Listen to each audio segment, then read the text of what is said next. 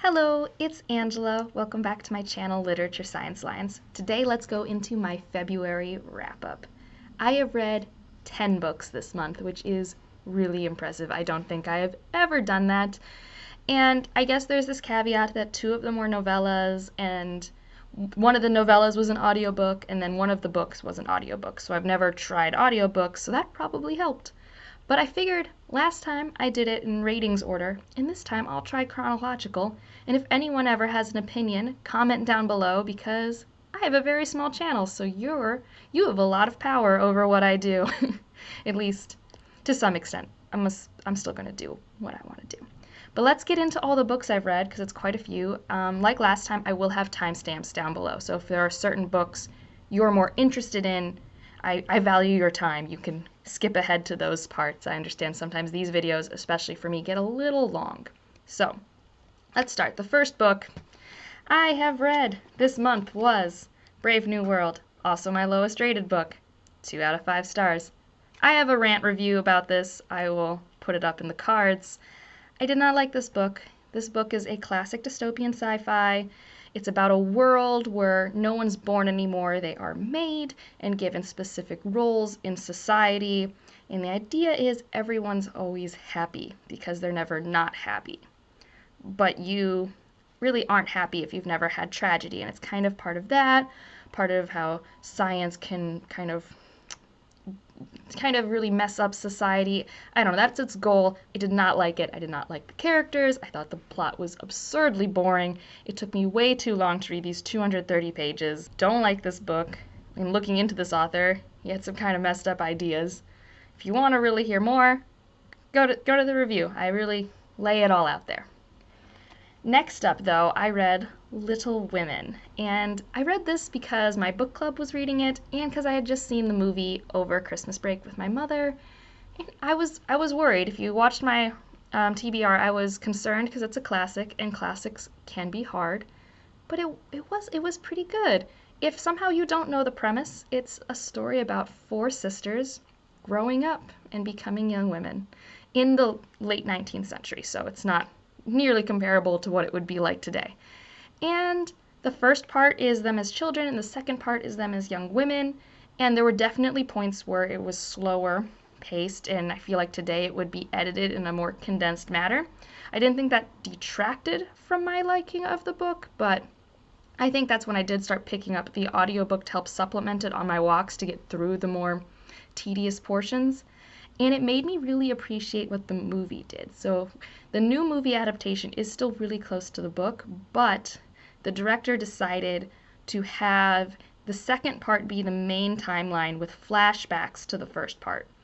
And I really appreciated that because I found that both parts, as I stayed in them for too long, kind of wore on me. But by hopping between the two, although yes, that can be jarring in a narrative structure, really worked by keeping me engaged in the story. And it's a great story. It made me feel very nostalgic for the days my mom would read me Little House on the Prairie for some reason. I enjoyed it. I think it's a really fun classic, and I would pick it up. With the caveat being, if you'd seen the movie recently, I would maybe give yourself more space. I wish I had, because I felt like the movie is such a good adaptation that I wasn't getting much new from reading the book other than, it was a little longer. So that was Little Women.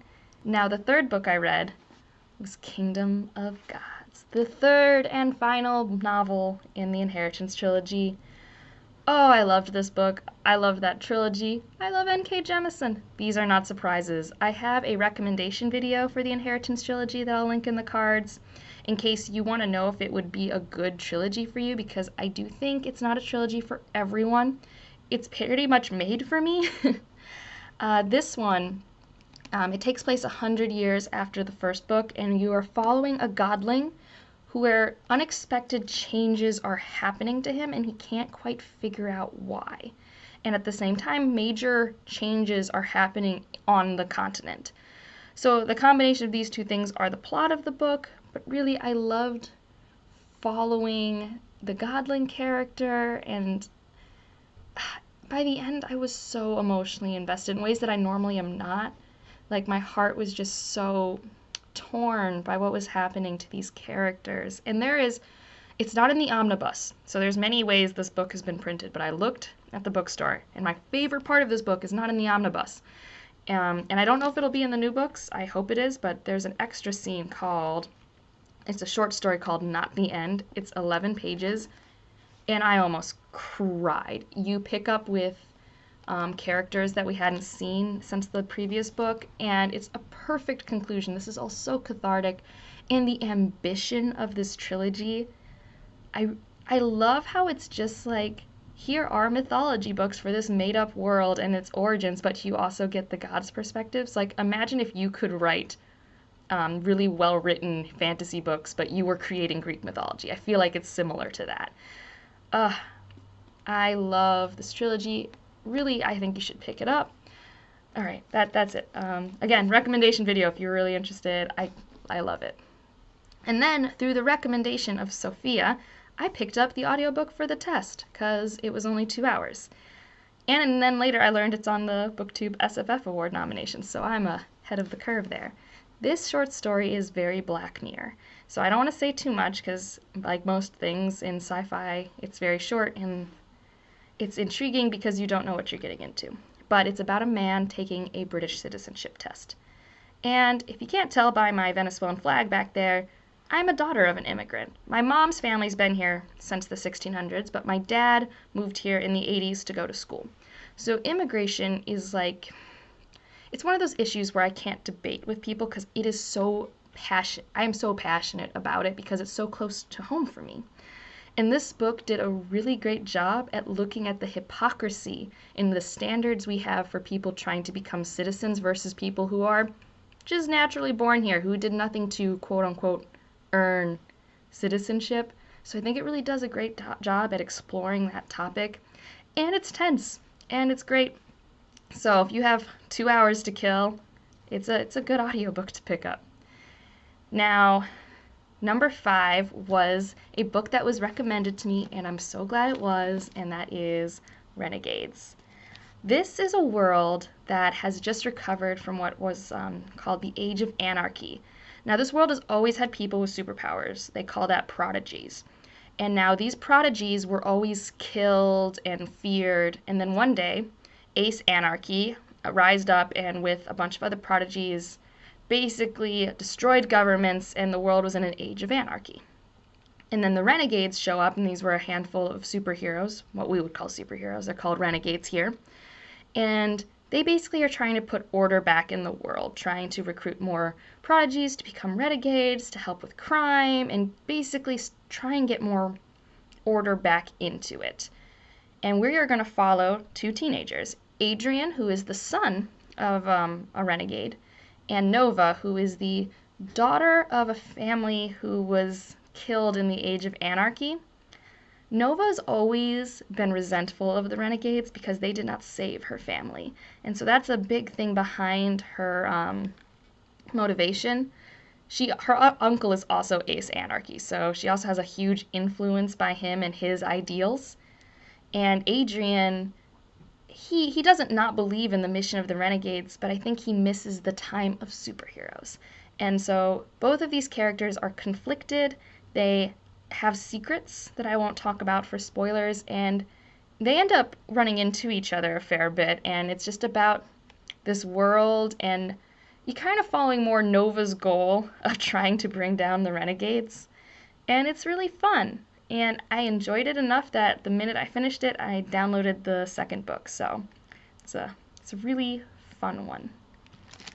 And then I don't have a copy to show you, but I am probably going to buy one soon, and that is The Great Alone. This is my 5-star of the month. This is my favorite book I've read so far this year. My biggest surprise of the year. I loved this book. And it's not even a fantasy book, it's historical fiction. It was so good. This is the story of a family that moves to Alaska because the father has PTSD due to Vietnam. Now, I will say this book, I don't know if it's a trigger or content warning, but there is domestic abuse and there's PTSD. So these are things that will exist in this book if that's a problem. But it's told through the eyes of Lenny, who is an amazing main character. She is a really intelligent and self-aware teenager who has been dealing with moving her whole life, and when they come to Alaska, they are woefully unprepared, and she just gets into it and becomes an Alaskan. Like, there's no other way to say it. Alaska becomes her home, and I'm so invested with her from like the first couple chapters as she's just trying to make friends. And then the book just becomes really tense and really stressful, and I couldn't put it down. It was the perfect emotional roller coaster for me. And when I was done, how dare this car come in the middle of my gushing review of this book? But I I almost got into a book hangover. It was so good. I read the end and I was just so emotionally overwhelmed. People tell me The Nightingale by this author is also really good, so I might have to check that out. But I was not prepared to love this book so much. There was nothing better than having a week where all I wanted to do was get back to my book. It was exactly what I always want to happen. Such an amazing book. Go check it out. It's great. Now, number 7 is an average book. It's The Summer Night. It's the 4th book in the Dresden Files. Oh, for those of you who have not read the Dresden Files, this is about a wizard detective in Chicago, and he helps with supernatural problems in Chicago with the police. Although it kind of morphs away from that, but that's the initial premise. And traditionally, or at least in the past, I've liked the first 3 books. They were good. I think I gave most of them 4 stars. I had a great time. This one I gave 3 stars because it was average. I really wasn't ever compelled to pick it up, even when I was in the heat of the action, even when the mystery was being solved. I don't know why. And part of it might be it was an audiobook, and I'm still not used to doing that, because I did find that it was quicker when I finished it by reading it at the bookstore, because I was so close to finishing it, and I had a thing to go to, so I just wanted to get it done. But I don't know. I'm definitely not giving this up. There's going to be a read-along for the Dresden Files, so I'm going to pick up when they get to book 5. I'm going to hop in and probably read it physically. I don't know. It was just average for me. Doesn't mean I'm giving up on it, but I really wanted to like it more because I remember really having fun with the first 3 books. So, yeah. So that was The Summer Night. And then I have to flip the page. The 10,000 Doors of January. What to say about this book? I have such mixed feelings about this book. This book is about a girl named January. She is a mixed girl in the early 1900s, which, isn't helpful for her. And she is kind of taken under the wing of this rich Vermont, I don't know, probably a millionaire in the time. He's a very rich white man, while her father gallivants across the country to provide him rich things, and she's telling us her story. And it involves lots of mystical doors that will transport you to different worlds. It is a really great story, and if you like lyrical writing, I think you should pick it up. Like, if you're one of my readers who really likes lyrical prose and kind of getting lost in worlds and being immersed, I think this is good for you. For me, it was really slow-paced and took a lot of focus, it's been a while since I've read a book where I'd get to the bottom of the page and my mind had wandered and I needed to reread the page. That was a constant struggle I had with this book. It wasn't because the content wasn't interesting. It wasn't because the characters weren't compelling. I love January. I think it's amazing that we have this character who is mixed in this world and she's just trying to be herself. That's a big thing with me. If a character is true to themselves, I'm really going to like them. She has a great dog. And so I read this because it's nominated for the debut category for BookTube SFF. This author has traditionally written novellas, so I was kind of shocked that even though this book was only 360 pages, it felt so long. I don't know. I'm torn with this book. I don't regret reading it, but I wish I had read it faster. It took me a pretty long time. So those are my kind of thoughts on that one. And then next up, I finished the sequel in Renegades called Archenemies. Oh, what to say about this one? So in this one, Adrian and Nova still have secrets. And it kind of bothered me. If you watch my vlogs, teenagers having secrets for too long can overstay its welcome with me. And also, Nova's annoying me because she is very smart, and so she should be capable of growth and changing how she thinks. And she's just so rational until she's irrational in the most important way, and it bothers me. But I really like Adrian. I really like their relationship. And whoa, how this one ended. I couldn't put it down. And I'm sad that I can't get the Kindle right now, which is probably for the best because my March TBR is insane. But I really want to finish this soon because I've been really invested in this world and I don't want too much time to pass. But yeah, still really fun. It's basically everything I wanted the Reckoners trilogy to be by Brandon Sanderson, so I am having a great time. And then the last book I read that I just finished this morning, The Awakened Kingdoms. This is a novella, kind of a companion novella sequel to the Inheritance trilogy. Oh, and I loved it. It was probably my favorite one. Like, oh my god, so good. You have this little godling who is just born. She's like 30 days old. She doesn't know who she is, and so you get to just see her in the universe, in the mortal realm, just trying to figure out who she is. And in the process, we learn more about the Dar culture and where the world is now after the events of the last book. And I was so immersed. I have been having problems working out lately and like finding books that will keep me distracted while I work out. I worked out for a very long time reading this the other day. I love the voice of the character, and I was so impressed because this is the character voice of a child, essentially. And it can be very hard not to write irritating children. And I didn't find her irritating. I loved her curiosity. I loved her naivety. Is that how you say that word? If you have read the Inheritance trilogy, you need to pick up this novella. I'm also going to pick up the other novellas. It was so good, and I had a really bad day at work yesterday, and this book was perfect for me because I just got lost in it. I love the world, the character. N.K. Jemisin is a goddess. That's really all I have to say about that. But with that, that is my pretty long, but hopefully not too long, February wrap-up. It was a great month. I mean, definitely had some lows, but I'm only remembering the highs, so it's been pretty great. Let me know what your favorite and least favorite books were of February. If you have a wrap-up, you can link that below so I can go find it in case I haven't already. And yeah, just, I'm ready for March now. February is usually my least favorite month, so to have so many quality books has been really great. So have a great day. Bye.